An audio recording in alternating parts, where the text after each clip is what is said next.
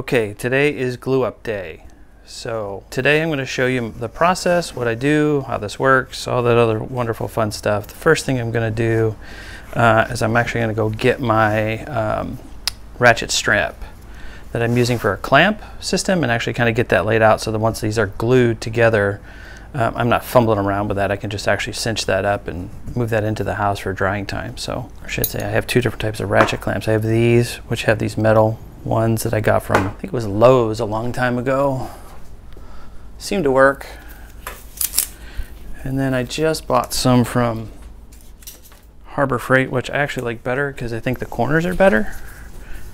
Like here's a corner off of one from Harbor Freight. Anyway, it's nice big black. This is just this little shiny metal thing. Those work better. Got some Titebond 3. Got a roll of paper towels. And I have a glass of water over here that I can dip my paper towels in to kind of wipe down any of the glue. All right.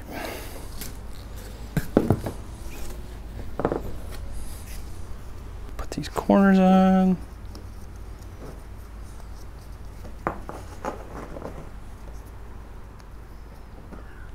I'm gonna get two of these ready.